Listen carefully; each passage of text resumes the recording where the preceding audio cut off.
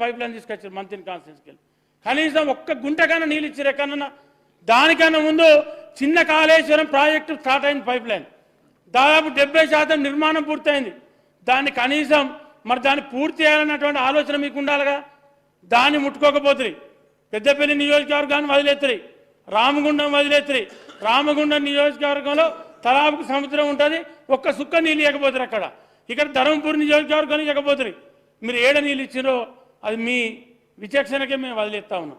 దానికి ఇంకా ముఖ్యమంత్రి మాజీ ముఖ్యమంత్రి గారు మాట్లాడట్లే, అక్కడే ఉందే బొందల ఏం గడ్డి దిగబోతాను అక్కడికి అని చెప్పి.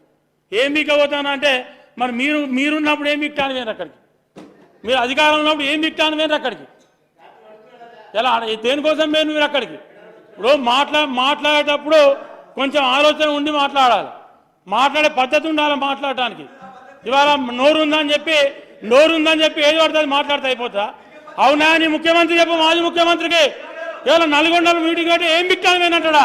ఏం మాట్లాడుతాడా? ఒక ముఖ్యమంత్రిని పట్టుకొని, రేవంత్ రెడ్డి ముఖ్యమంత్రి పట్టుకొని ఏం మాట్లాడుతాడు చెప్పు నువ్వు? కనీసం ఇంగిత జ్ఞానం ఉండాలి నీకు. నీ ముఖ్యమంత్రికి ఇంగిత జ్ఞానం ఉండాలి. ఫస్ట్ నువ్వు దాన్ని మాట్లాడు మా గురించి మాట్లాడు. నువ్వు ఏం మాట్లాడి నీ ముఖ్యమంత్రి? ఇవాళ ఒక మాజీ ముఖ్యమంత్రి 10 ఏళ్ళు ముఖ్యమంత్రి ఉంటాడు. మేము బొందలగడ్డగా చూస్తానికి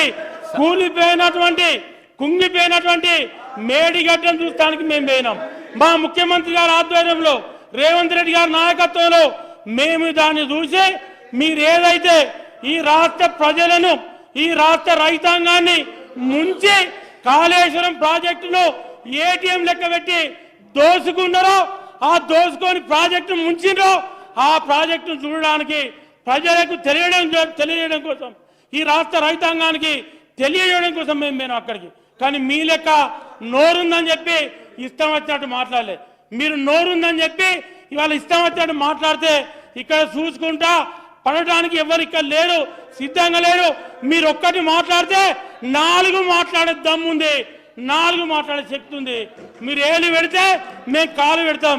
మామూలుగా మీరేం ఏదో వాటిగానే గవర్నమెంట్లో ఉండి పోలీసులను పెట్టి రాత్రిపూట అరెస్ట్ చేసి ముఖ్యమంత్రి లేకపోతే మంత్రులు తవ్వంటి పోతా అంటే ఇంట్లో ముంగట కావలు పెట్టే నైజాం మాది కాదు. కొట్లాడే దమ్ముంది, కొట్లాడే శక్తి ఉంది, మాట్లాడే శక్తి ఉంది. ఏదైనా చేస్తాం, మేము ఏదైనా చేయగలుగుతాం.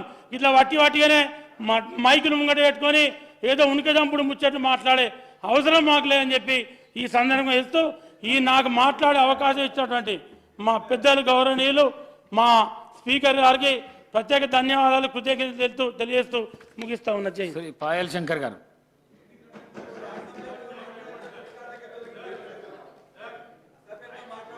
అధ్యక్ష,